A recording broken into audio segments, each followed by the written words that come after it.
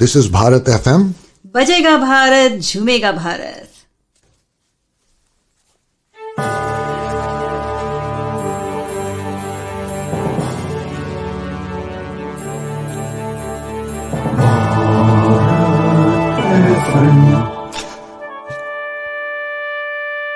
ये है Bharat FM.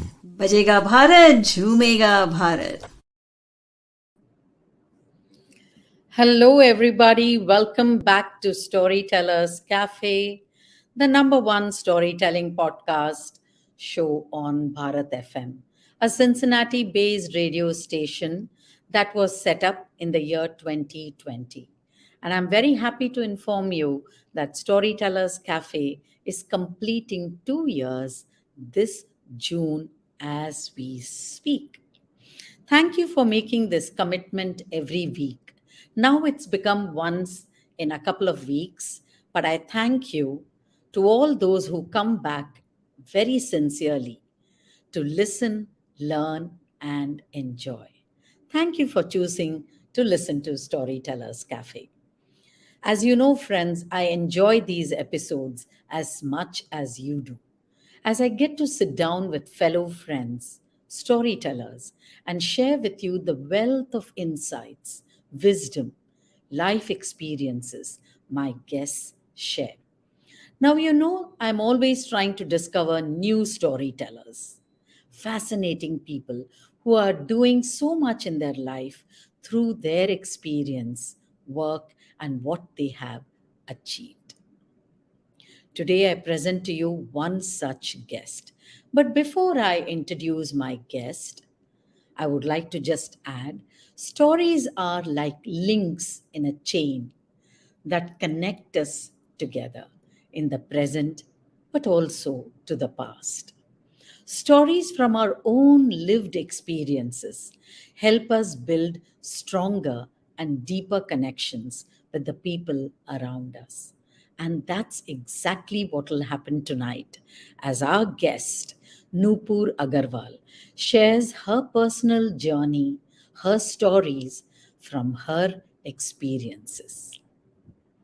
You know, Storytellers Cafe has made footprints in Australia, Singapore, Indonesia, Malaysia, Doha, Qatar, United Kingdom, Dubai, United States, and also we'll be traveling to Switzerland and to Europe. Uh, Today's guest actually needs no introduction to all the storytellers, not only in India, but I'm sure in the East, Far East especially. Let's meet Nupur Aggarwal, a nutritionist by education and a storyteller by passion. Nupur provides nourishment and nutrition for the soul through a carefully chosen and healthy diet of stories.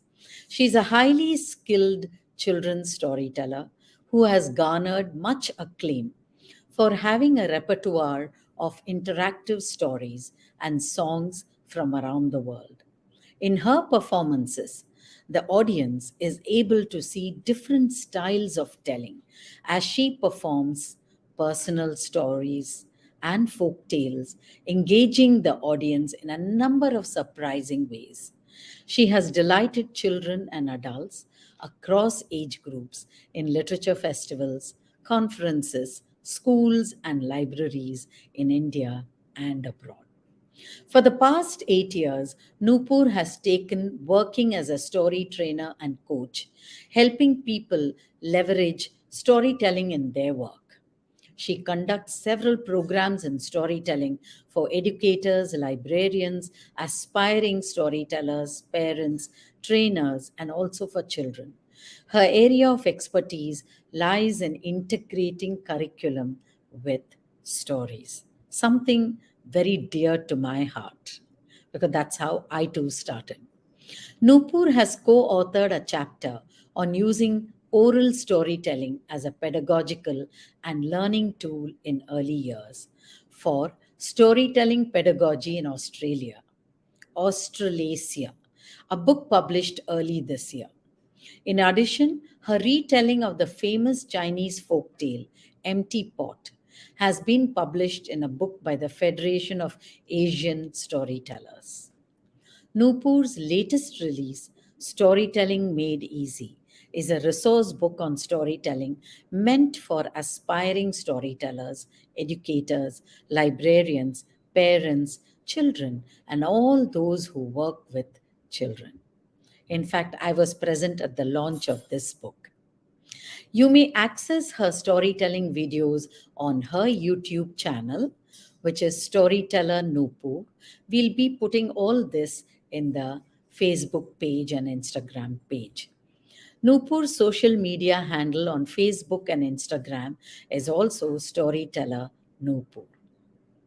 So, without further ado, friends, let's welcome Nupur Aggarwal to Storytellers Cafe. Welcome, Nupur. A pleasure.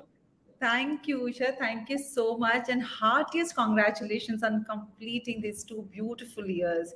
It's because of your initiative we got to meet and listen to such some wonderful storytellers. So thank you so much to you and your team. Thank you very much. I thank Bharat FM for giving me this opportunity. And like everything in life, everything is a happenstance. So something happened at the start of the pandemic and gave me a new breath of life, so to speak. So here we are. This is the second year anniversary, the month of June. Storytellers Cafe was launched on 28th of June in 2020, and this is our anniversary month. So, Congratulations. Nupur, you're a senior storyteller, and there are so many other storytellers that I want to bring onto this platform, which I will do because Storytellers Cafe has sustained in these 2 long years. And like I said, it's the number one storytelling podcast on Bharat FM. So, let's start at the very beginning. What's your story, your journey? Usha, this question has been asked to me multiple times, and every time, I would take my listeners to the year 2012. Now, ever since I received this invite to be on this show, I delved a little deeper and I thought that, am I leaving something behind? Because, 2012 is very recent. And actually, that got me thinking, and I traveled back to the year 1992 when I had been promoted to middle school, like grade 6. And grade 6 in India means a lot, many subjects. There's history, there's geography to do, and physics, chemistry, and biology. I mean, it's not an easy year.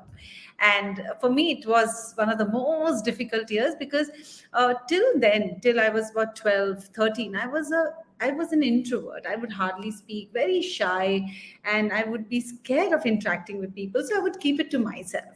And when I was promoted to grade 6, till then I was a very average student, someone whom the teacher will surely not notice in the class.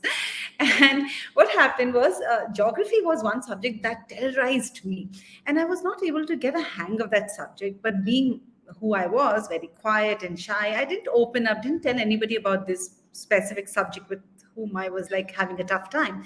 And when I sat for my first exam, that was a periodical exam that we used to call it, it was just a 20-mark paper.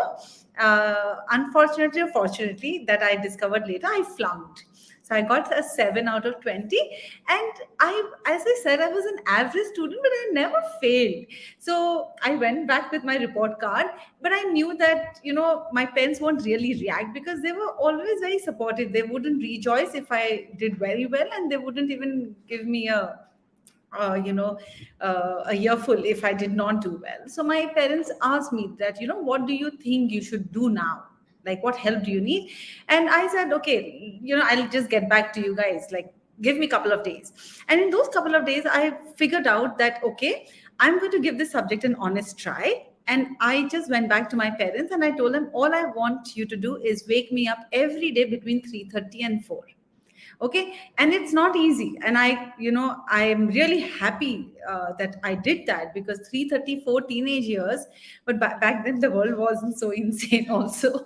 So I started waking up and I used to sit with my textbooks and no external help, and I gave all I could. And 3 months later, when I sat for the for that same subject. I appeared for an exam, and after that exam, I was happy that I think I've done well. And when the teacher walked in a couple of days later after the exam and she asked for me, I froze. I said, "Don't tell me I flunked again, because I can't work harder than this."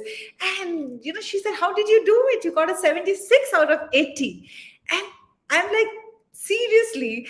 And that became like the talking point in the entire school. It was a big school, like 3,000 children in that school. So at least in that sixth grade, there were 200 to 50 students. And the principal invited me to talk about my journey from that 7 to 76, in the assembly hall. And I think that was a turning point, Usha, because till then, it was just me, my world within me, right? And that day when I spoke to like a group of children, I felt like a star. I don't know whether I inspired them, but for me, it was a game changer.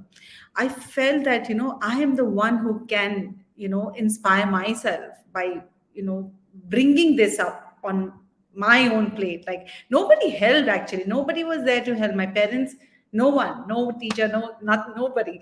And I did it. And then I started speaking up. I started making more friends. I rediscovered myself. I was selected the head girl, and all of those wonderful things happened. And so I felt that that was a turning point. And then everybody wanted a very traditional path. You have to do something after grade 12. So I chose to become a nutritionist because it was very fascinating for me. And after completing my post graduation, I started working in a hospital. And you wouldn't agree less if I say that hospital is not a happy place to work in. So 6-7 years I dragged on, wondering in the back of my mind that this is not something where I belong. I want to, have happier stories in my life, because hospital gives you like a mixed bag of stories. And I decided to try out being an obesity consultant. And it's funny, how I was just doing things without actually planning them.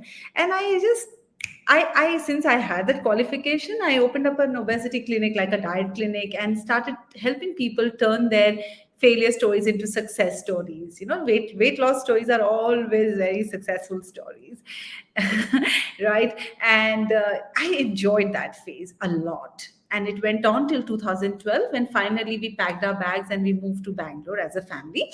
And that was when, I had my second child. Around that time, I realized that, okay, I want to do something which allows me to stay with my children. I don't want to do nutrition anymore, or probably take a break.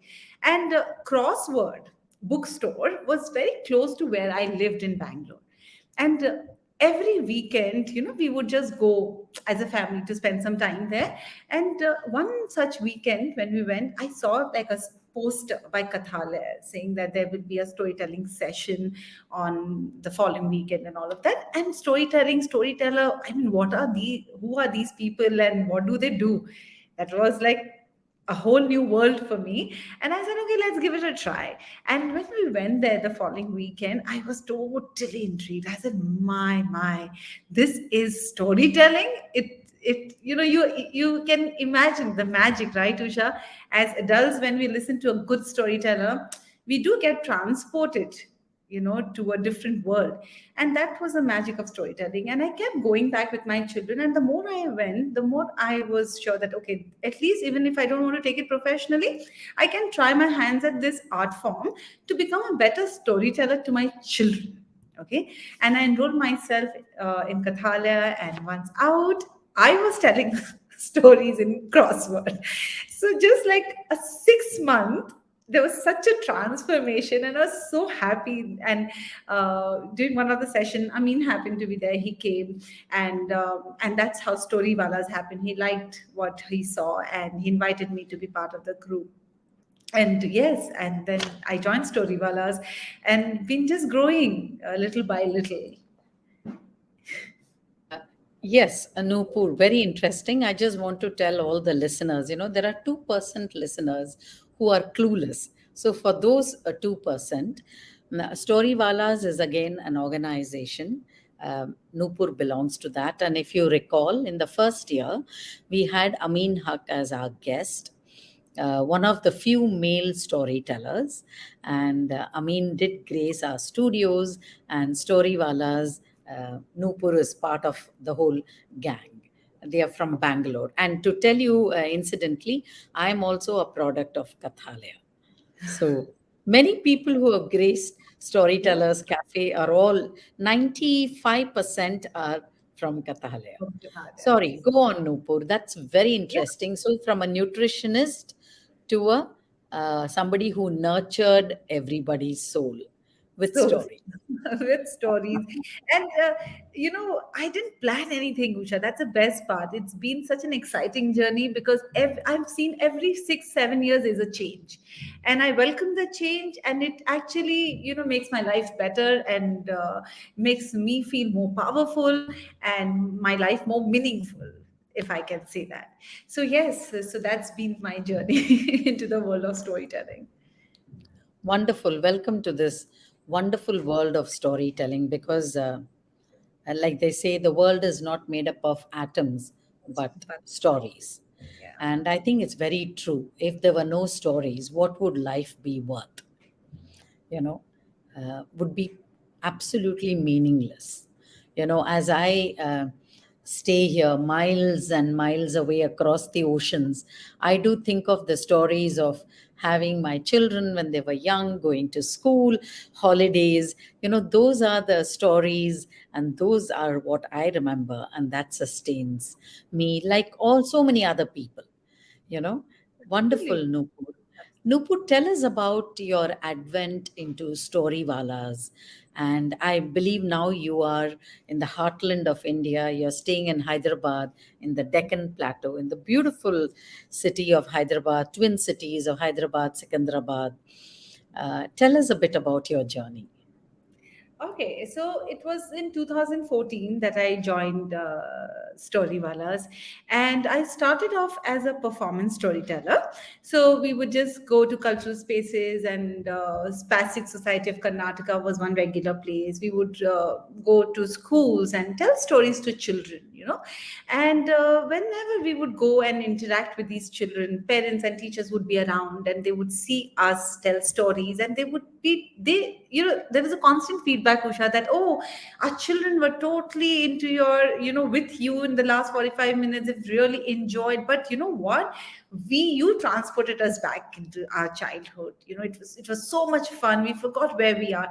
And I'm sure that feedback every storyteller, every good storyteller gets. And then I realized that, okay, storytelling is not just meant for children, it's meant for adults as well.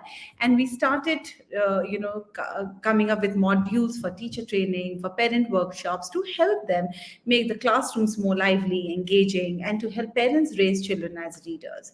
And that continued. So initially, the training programs at Storywalas, the training programs that we offered for teachers were like couple of hours. And those couple of hours then turned into a couple of days, and now that program that we offer run into few months. So that's one of the things that I basically do at Storywalas. Apart from, I continue to perform stories, and we do have modules for parents on how they can raise their children as readers. So these are a few things that I do besides turning myself into an author, which is again our latest adventure that I got into. Absolutely. We'll talk about it a bit later. Nupur, I wanted to ask you, since you said you do storytelling in school, the storytellers in residence is actually a Western coinage. It's a term. That is, you work with schools and you are telling stories in the school across the academic years, and it could be related to a particular subject or themes, and some of them just work as resident storytellers, for a year or something. So what is are you a storyteller in residence, or you work with a set of schools that you visit every year? How does that work? Because this is something would interest newbie storytellers, because they come and ask me, and I never wanted to be on any long stretch of time with any school. I believed going there, even Dehradun, working with the Wellams Boys School, going periodically, staying 3 4 days, is what I would consider storytelling in residence, because I used to live in the school. But over a 1 year period of time is something that I've never delved. So, would you like to expand more on this? Because I know there are many who are interested. Yeah. So I don't know what should I call myself, a resident storyteller or otherwise, because there is one particular school that I've been working with, and it's my third year now. And what I do is most of the sessions are online because of the pandemic. You also you realize that it actually works better. You just log in at any time, and you just like a call away, literally. But I do visit them every quarter to see, check whether everything is going well. So, do you think, Usha, I can call myself a resident storyteller? Yes. All right. Yes. Yeah. So yeah, and then I've got a couple of opportunities in Hyderabad where they wanted me to actually take the role of a resident storyteller, in the sense that they wanted me to come every day, and they would assign classes like the library period that we used to have. They would call that a storytelling period, and I would be telling stories. So one grade would get to hear stories from me once a week. So I would like have 16 to 20 classes with different grades over 1 week. And on Saturdays, I would spend time with teachers. Now, as you said, you don't want that kind of engagement. It becomes overwhelming. It does become overwhelming with me as well, because I want to be like totally free. Like, I don't want like that rigidity. That's my personal choice, that, wake up every day and go to your workplace and come back. It's never worked for me, but that's a great career choice if somebody wants to make and Absolutely. wants to have some stability. Then this resident storytelling is catching up in India. Yeah, more and more Yes. schools are open to it. But what I have been doing is, I engage with school, like they sign up for our programs, and I'm with them as long as they need me. And when we both feel that the work is done, the curriculum is set, and the teachers have turned themselves into great storytellers, I very, like a proud teacher, I walk out and just take myself to some other space, other school. Yeah. Wonderful. I think you answered. So, all those storytellers who have, called me and asked me, Usha ma'am, what can I do? Can I work with schools? So, here is the answer. So, all you have to do is sign up with schools. And if you like that, because a commitment is a commitment. And for So, the entire year, it is one whole year. Yeah. yes, So yes. And it's also enjoyable and very rewarding because you see the fruition of what you have set in motion. So that is actually very, very rewarding. Thank you, Nupur. We have lots to catch up. But as you know, the USP of Storytellers Cafe is to listen to a story. So could you tell us a story and then we will move on with our conversations? absolutely, I am ready. Okay, so dear listeners, thank you so much for tuning in. And this story that I'm going to tell you today is a story that I enjoy telling. Enjoy telling because it just goes in so well with my style of storytelling, which is very, very interactive. I like to take my audience all along, in my narration.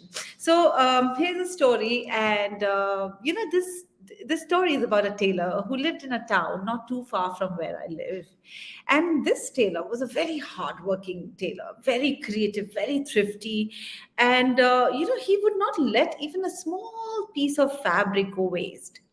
And when I talk about fabric, I must tell you that his house was filled with fabrics. There was crepe, there was chiffon, and there was georgette and silk and linen and cotton and jute. Oh, you name it, and he had it. And from morning till evening, he would snip, snip, snip, and he would clip, clip, clip, stitch, stitch, stitch, and he would sew, sew, sew, turning these wonderful fabrics into beautiful, beautiful skirts and blouses and dupattas he would stitch, and he would make the splendid shorts and shirts and trousers for the beautiful people of his town.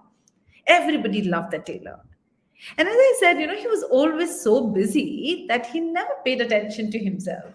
So as a result, his clothes were always tattered and torn. He never bothered about stitching anything nice for himself.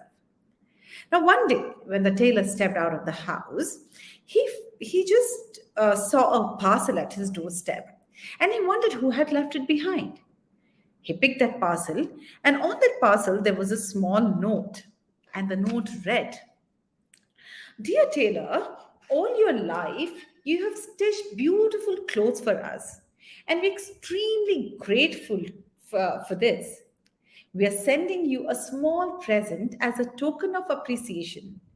We hope you will make yourself a fine coat." The tailor could not believe what he was reading. He reread and he reread the note. And then it dawned upon that that present, that parcel, that beautiful gift was for him. Oh, he rushed inside the house and he laid the present on the table. And when he unwrapped it, he saw right in front of his eyes a beautiful linen fabric, a very expensive one. Oh, it was so soft to touch, and it was his favorite color. It was beautiful. It was a beautiful cream color, and he loved that color. Oh, he started working at the fabric all at once, like he wanted to make himself a beautiful coat. So he took the fabric and he started snipping that fabric. Okay, so you can come along with me. Let's snip it together. So you can just put your pointer finger and your middle finger out, and you can go snip, snip, snip. Okay, so when I say snip, snip, snip, clip, clip, clip, this is the action that you can do. And when I say stitch, stitch, stitch, and sew, sew, sew, you can just mime that you're holding a needle and you're moving it along the fabric. So let's do that. So he's laid the fabric onto the table and he snip, snip, snip, and he's snip, snip, snip, and he clip, clip, clip, he clip, clip, clip. Okay, so we'll do that one more time. Snip, snip, snip, and he clip, clip, clip, he snip, snip, snip, and he clip, clip, clip. And once he had done that, he started stitching the fabric. So how did he stitch the fabric? So let's stitch it with him. He stitch, stitch, stitch, and he suit, suit, suit. He stitch, stitch, stitch, and he suit, suit, suit. And very soon, he had stitched himself a coat. Yes, a fine coat. And when he wore the coat and he stood in front of the mirror, oh, how handsome, how dapper he looked. And when he wore the coat and he walked down the street, oh, every head turned towards him. And everyone watching him had the same thought, we wish we had a coat like the tailor. And the tailor was mighty pleased with himself. He started wearing this coat everywhere. He started wearing it every day. He started wearing it. He did not even take it off when it was summer. In fact, he wore it in summer and then he carried on in autumn and then winter and spring. And what happens when you wear something every day, every season? Yes, it gets tattered and torn, and that's what happened to the tailor's coat. It soon looked worn out. But the tailor, remember what I told you about him? He was very hardworking and he did not let anything go waste. So he looked at his coat hard. He put it on his table and he looked at it very hard, and soon he smiled, for he figured out what he could do with this coat. He started working on the coat at once. There was some bit of fabric that was a little worn out, so he snipped that out. So can you come along with me? Let's snip, snip, snip, and snip, snip, snip, and clip, clip, clip, and clip, clip, clip a little more. One more time. He snipped, snip, snip, and he clip, clip, clip. He snipped, snip, snip, and he clip, clip, clip. And soon he had turned the coat into a jacket. He turned the coat into a jacket. He was mighty pleased with himself, because when he wore the jacket and he stood in front of the mirror, oh, how handsome, how dapper he looked. And when he wore the jacket and he walked down the street, every head turned towards him, and everyone who was watching him had the same thought, oh, we wish we had a jacket like the tailor. And so the tailor started wearing his jacket every day. He wore it in all season. He wore it in summer. He wore it in autumn and winter and spring. And you would have guessed by now what happened to his jacket. When you wear the same piece of clothing every day, it gets tattered and torn. And that's what happened to the tailor's jacket. But he was not the one to give up. He did not want to throw it. So he laid it on the table and he looked at it hard and he wondered what could he do. He turned the jacket around and he smile, for he figured out that there was still enough fabric left for him to turn this jacket into a vest. Yes, a vest. And that's what he did. He got back to work. He snipped, snipped, snipped. He snipped, snipped, snipped. Come on, everyone, whoever is watching me today, let's move together. He snipped, snipped, snipped, and he clipped, clipped, clipped. He snipped, snipped, snipped, and he clipped, clipped, clipped. And once he had snipped and he had clipped, he started stitching it. He stitched, stitched, stitched, and he sewed, sewed, sewed. He stitched, stitched, stitched, and he sewed, sewed, sewed. And soon his vest was ready. And when he wore the vest and he looked at himself in the mirror, oh, how handsome, how dapper he looked. And when he walked down the street, every head once again turned towards him, and everyone who was watching him had the same thought: we wish we had a vest like that tailor's. And so the tailor was mighty pleased with himself and his work, started wearing this vest every day. He wore it every season, in summer, autumn, winter. He did not even take it out during spring. And you would have guessed by now what happened to this piece of clothing. When you wear something every day, it does get tattered and torn. And that's what happened to this vest as well. The tailor put that on his table, on his working table, and he looked at it hard. What could he do with it? What could he do with it?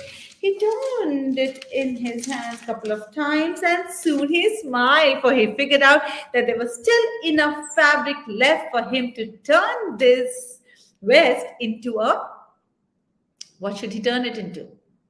Yes, you guessed it right, a scarf.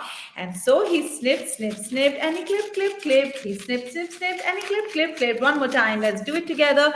He snipped, snipped, snipped, and he clipped, clipped, clipped. And when he was done with that, he stitched, stitched, stitched, and he sewed, sewed, sewed. He stitched, stitched, stitched, and he sewed, sewed, sewed. And soon his scarf was ready. Yes, a lovely scarf. And when he wore the scarf and he stood in front of the mirror, oh, how handsome, how dapper he looked. And when he walked down the street, every head turned towards him, and everyone who was watching him had the same thought: oh, we wish we had a scarf like that.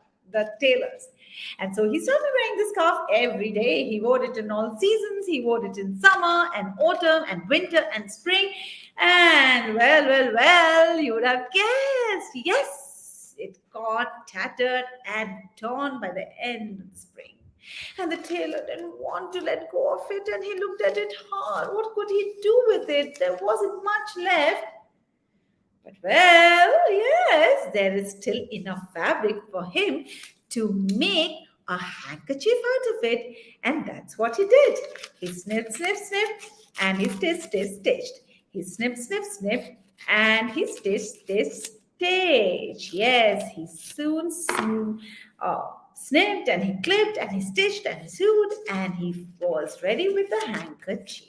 Yes, and he folded that handkerchief, and he put it in his pocket. Right? And when he stood in front of the mirror, oh, how handsome, how dapper he looked. And when he took that handkerchief along with him and he started walking on the road, every head turned towards him, and everyone who was watching him had the same thought: we wish we had a handkerchief like the tailor's. And so the tailor started using this handkerchief every day. He used it in summer and winter, autumn and winter and spring. And you would have guessed what happened to this handkerchief. Yes, it got tattered and torn. But our tailor was a very, very smart and hard-working fellow and creative too. So very soon he figured out that there was still enough fabric in this handkerchief for him to turn it into a button. Yes, how much fabric do you need to stitch a button? Not much. And so he got working. And what did he do? He snip, snip, snip, and he clip, clip, clip, and he stitch, stitch, stitch, and he sewed. And once the button had been cut and stitched, he stitched it onto one of his shirts. Yeah, and when he stood in front of the mirror, how handsome, how dapper he looked. And when he walked on the street, every head turned towards him, and everyone who was watching him had the same thought: oh, we wish we had a button like the tailor. And so the tailor started wearing this particular shirt with this particular button, which he had sewed with golden and silver threads everywhere. He wore it everywhere. He wore it on all days, and he wore it in all seasons. And soon the button too got torn, tattered. The fabric was, what do you call it? I'm not getting the frayed, started fraying. And one day he just removed that button from his shirt and he held it against the sun. And he was wondering what could he do with it? What can I do? There's not much left. And as he was looking at his button, a gush of wind started taking the golden and silver threads along with it. And the tailor who was watching it in horror, he just closed it. He just took it in his fist. And when he felt a little calm, he opened his fist and he looked at the button. Oh, a lot of thread had been lost. And what remained was a little tiny button, or a piece of fabric, you may call it. And the tailor looked at it hard. He wondered what could he do with it. And then he smiled. And he decided to make a story out of it. Yes, a story. A story that I shared with you today. Thank you.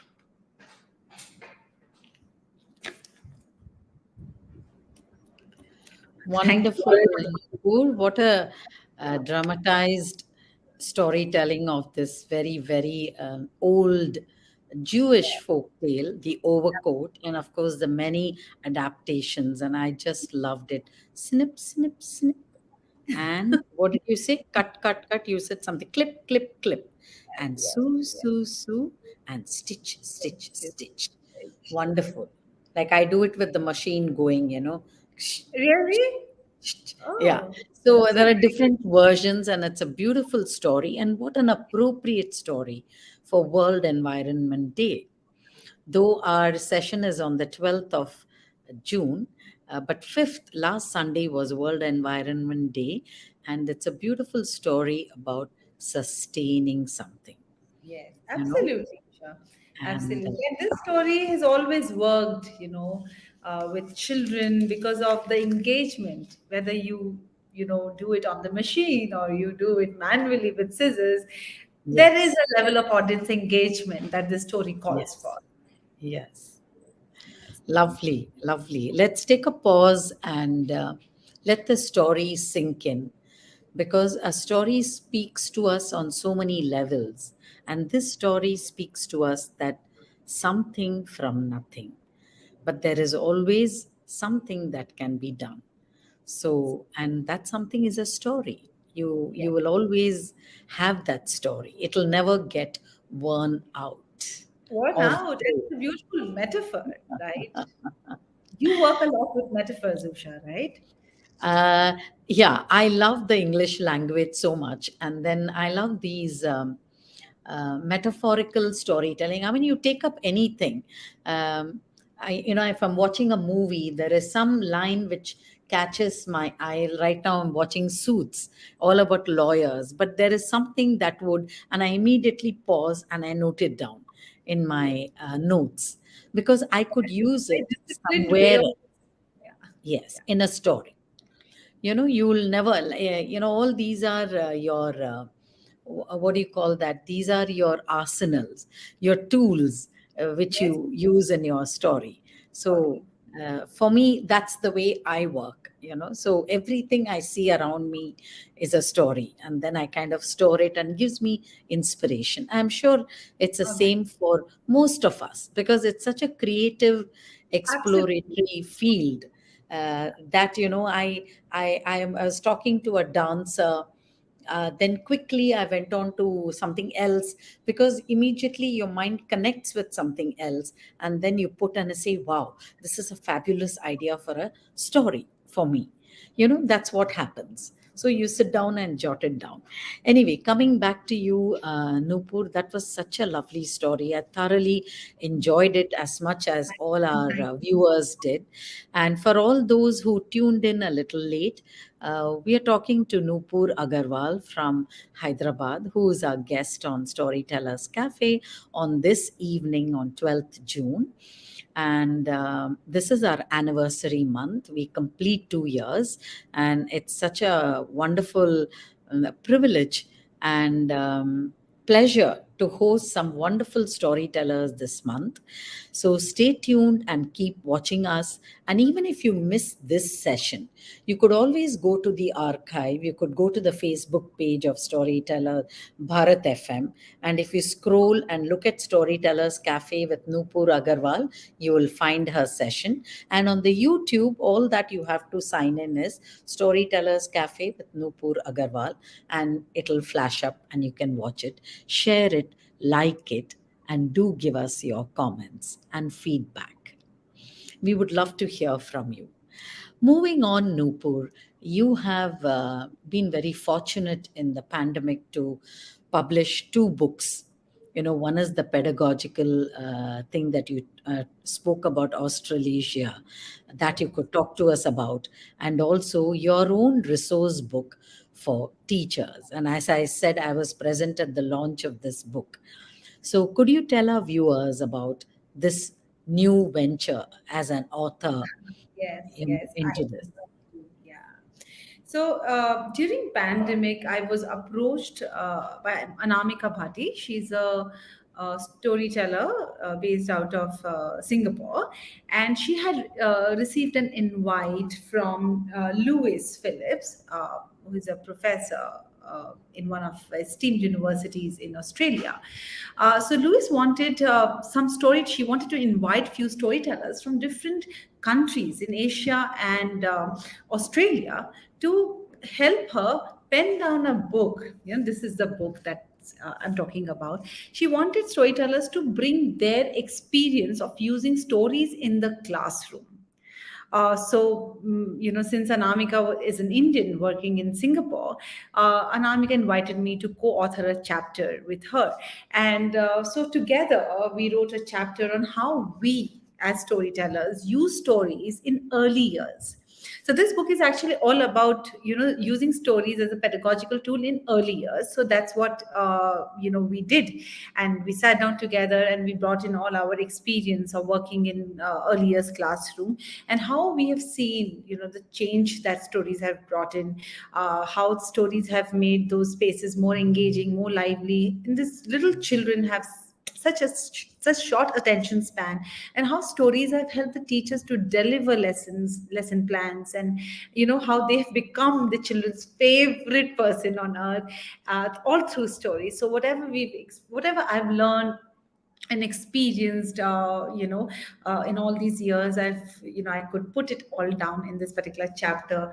Our chapter, it's called I'll just find it and show it to you. We decided to name it, title it as Adaptation and Application of Indian Stories in the Classroom. So this is us, Anamika Bhatti and Nupur. We've penned down this. And it's a wonderful resource book. Unfortunately, it's not available in India right now, but if you want to get a copy, you can always drop me an email. And we've brought in all our experience of working in early years classroom in this particular chapter. So that was, my first attempt to write anything, So, and I'm glad they loved the chapter and it was published. And yes, and this is something that's very, very, very close to my heart, and I'm so proud. And I mean, like, I just can express my gratitude to all those people who were with me, when I was writing this book, and all those people who have helped me shape myself as a storyteller, because it cannot, it's not a path that you have to walk all by yourself unless you have your audience with you. Whom do you tell the story to? So I'm very grateful to all the wonderful interactions I've had with parents, with teachers, with friends, and I just put all of the learnings that I've had during my interaction with these various people. I've penned it down in this book. Usha, do you want me to share what led me to write this book? Absolutely, because I was trying to take picture of you, holding the book so that I could share it with you. Definitely, like I said, Nupur, the stage is yours. Do talk to us about how long did it take for you to come up with this book?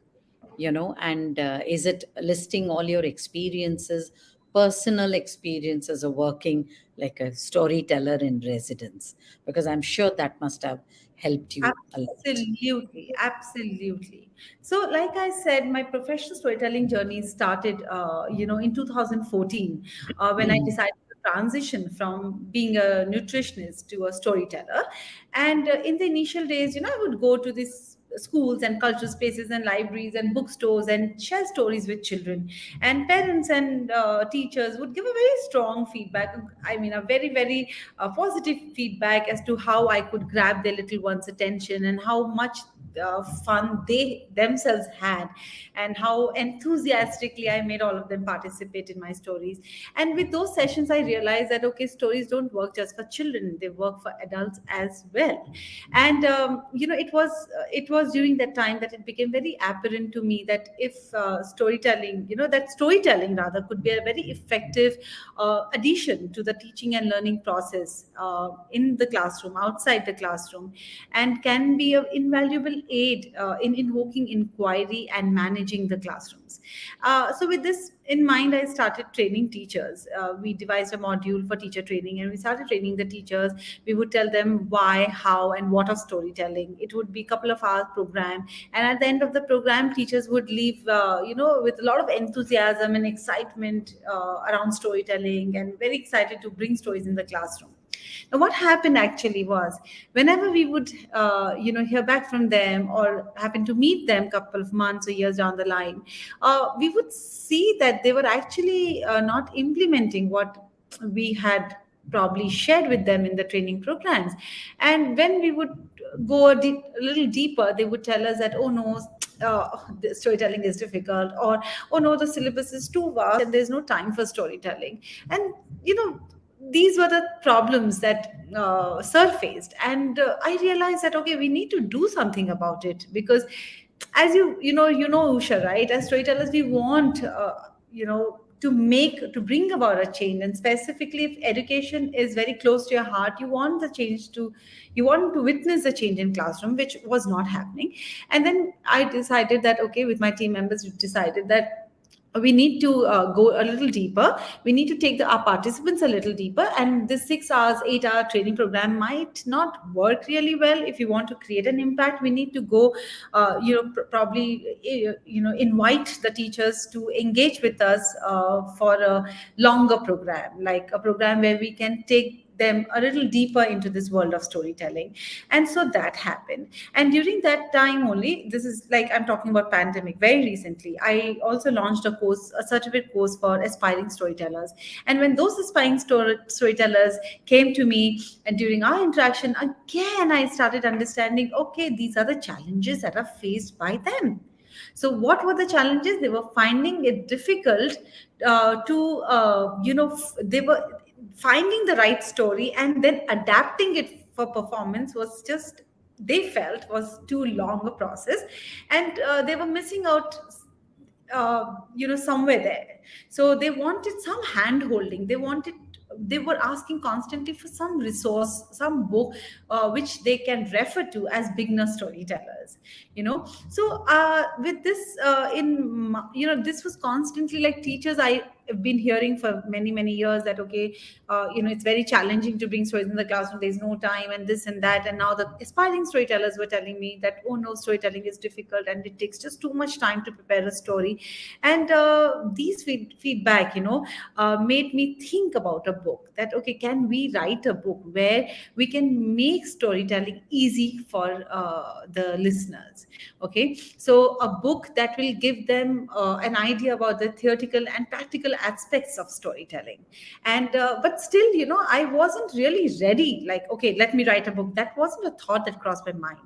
But that thought was put into my mind by a dear friend whom we lost. We all loved him dearly, and we lost him during the pandemic. And he had been telling me for many years that no, you need to write a book, you need to write a book. But I never saw myself as an author.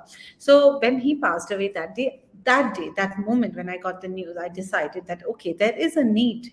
There are people out there who want a resource book, who want some hand holding with storytelling to get started on their storytelling journey. And my friend, who's always wanted me to pen a book, to write a book, I'll do that in his memory.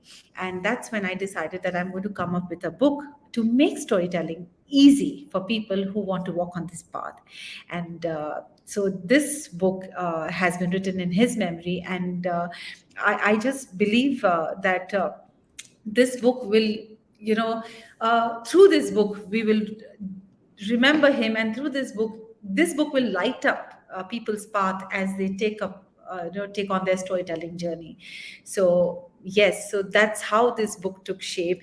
And when you ask me how long did I take, so it was exactly 1 year and 3 months, from the moment I conceptualized this to the day it was published. It was exactly 1 year 3 months. Yes, so that's the little story of this book. Wonderful. Congratulations on this book, Nupur. It's such a pleasure, and it's like giving birth to a baby when you see your life's work encapsulated in words and there for posterity. So, like a book will never get worn out.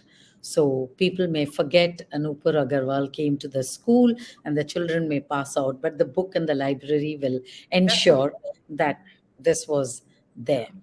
Nupur, that brings me to can we have another story? I believe you have a fable. I love fables, teaching tales, and usually our teachers are animals and birds who have some wisdom to impart. So, is there something that you have for us? Yes, and before I share this parable, I have something to share. Usha, as you know, you've experienced as such a senior storyteller, right?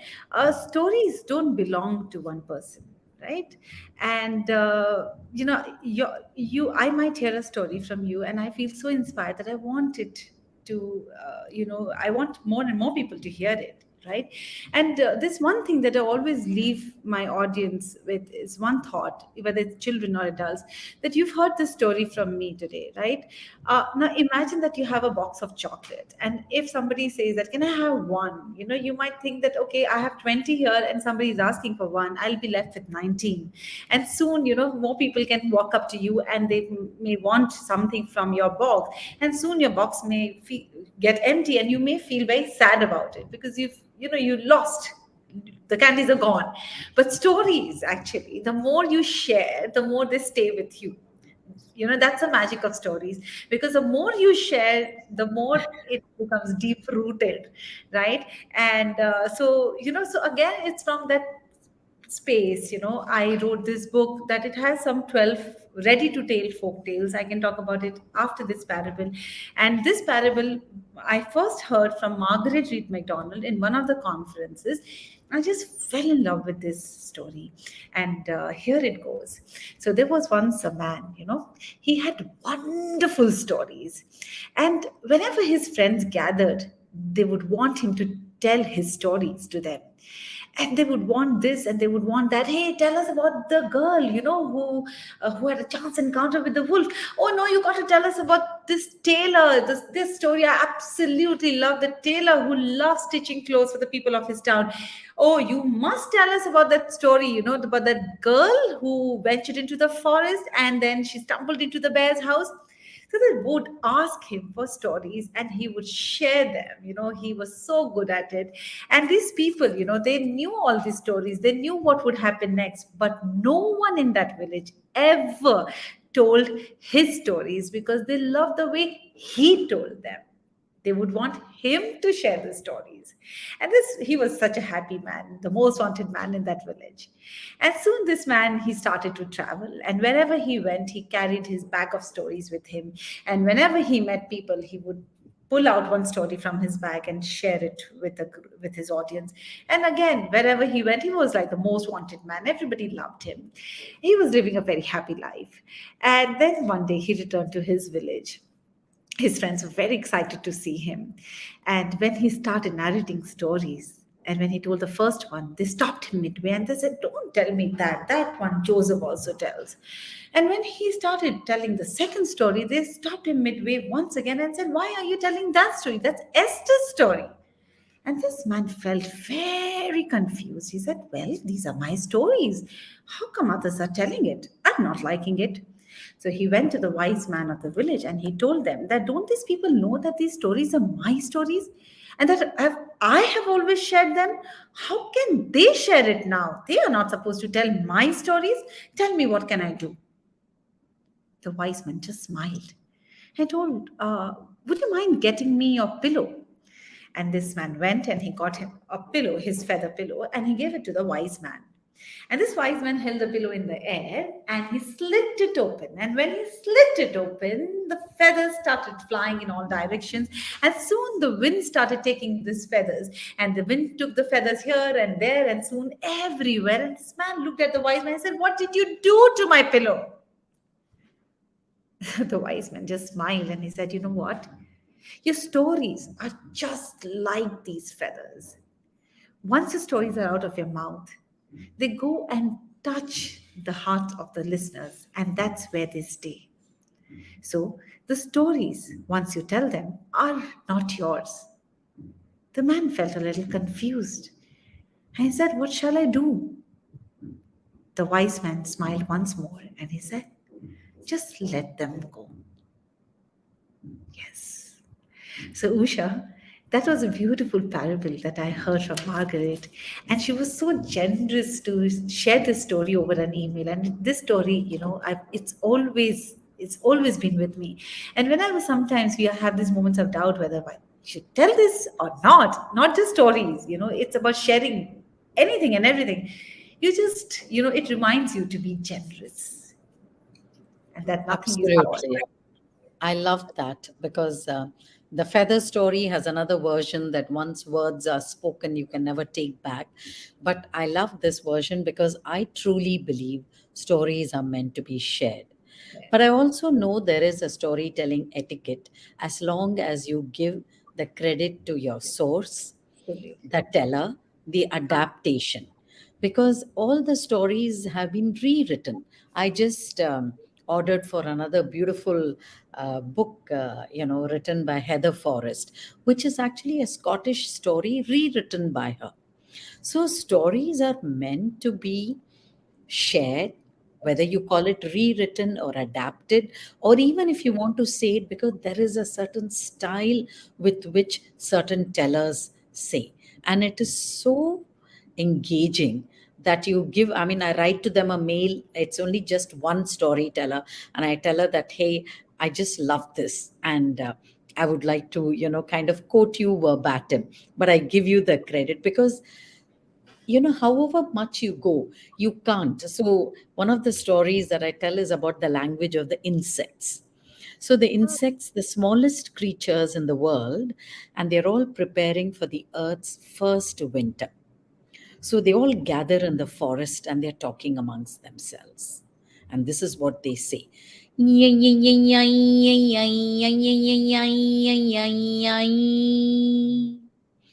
you want to know what it means, soon it'll be winter, it'll be cold. Where will we live? What will we eat? How will we stay warm?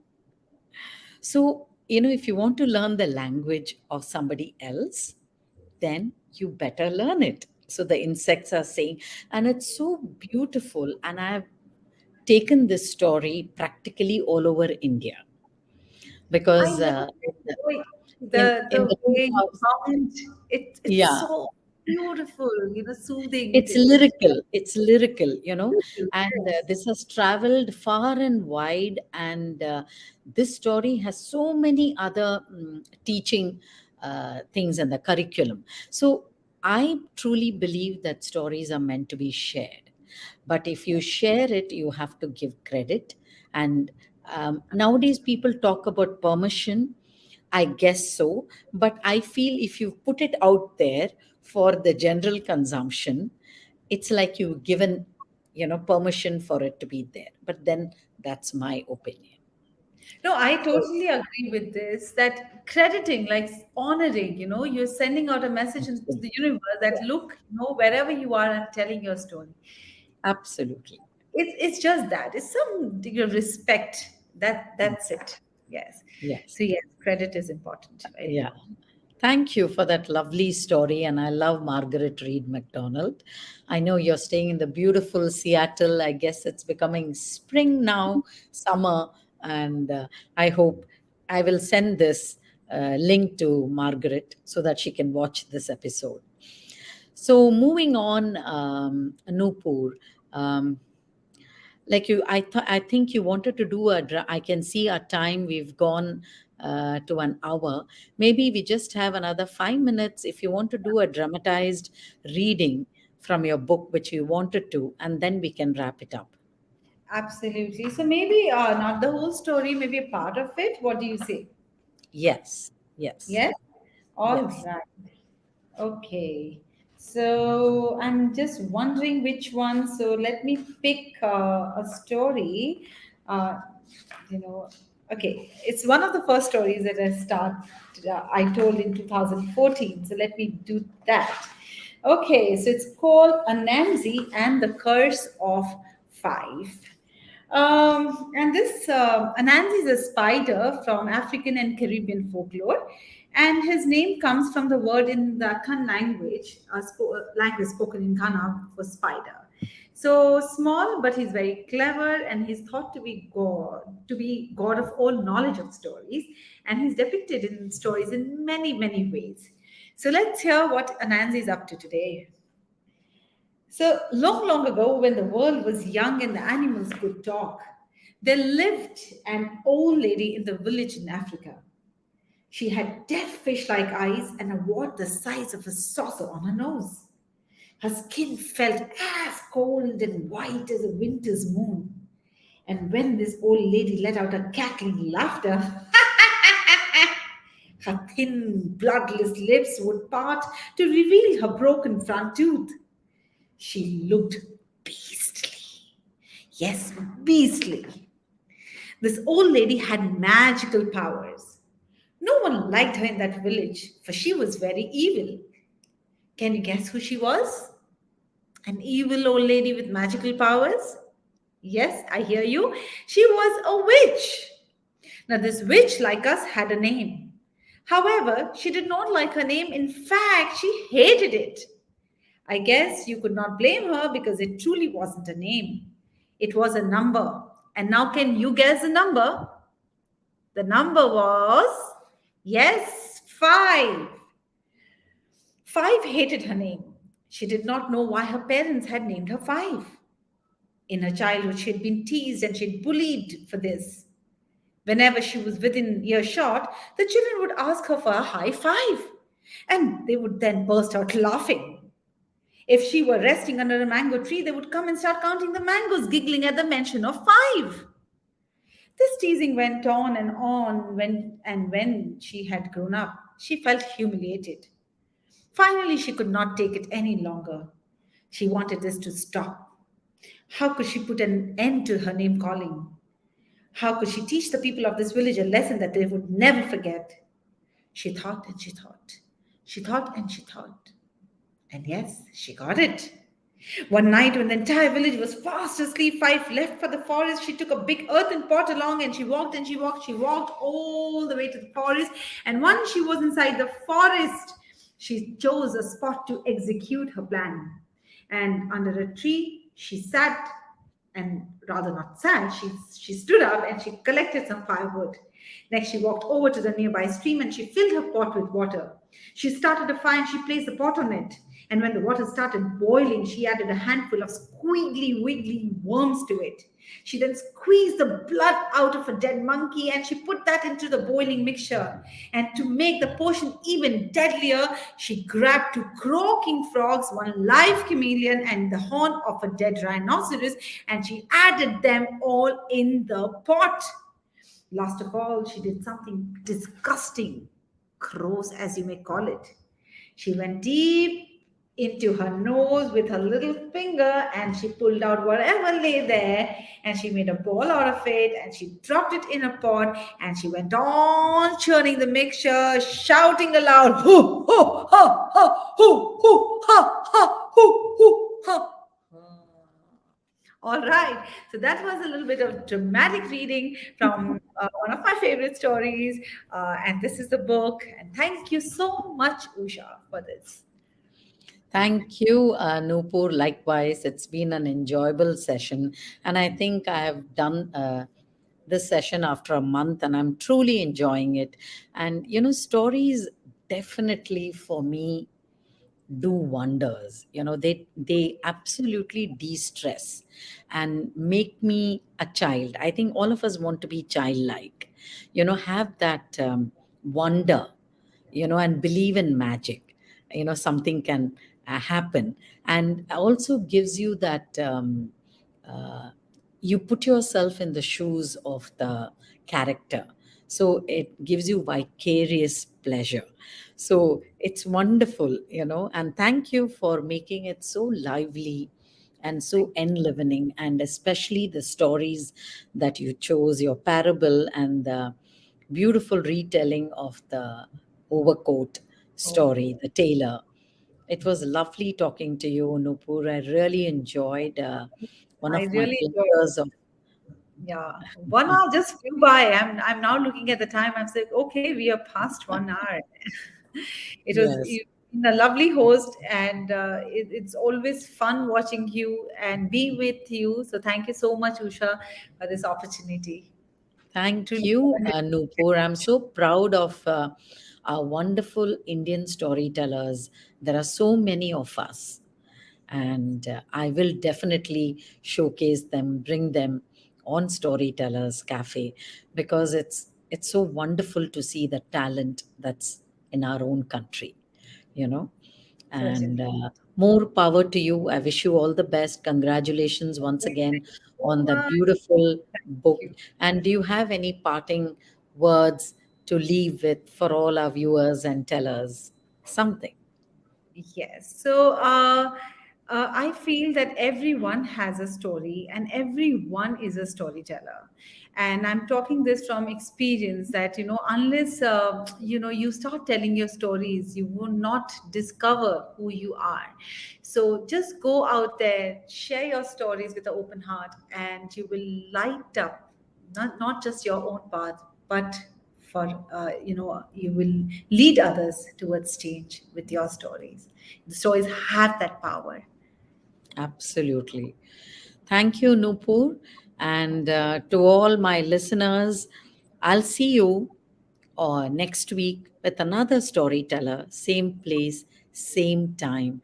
This is our anniversary month, so I plan to bring in at least a couple of episodes. As I said, number one storytelling podcast on Bharat FM. Stay tuned. See you next week, same time. Bye, Nupur. Bye Bye bye. bye. Thank you. Thank you. Bye bye.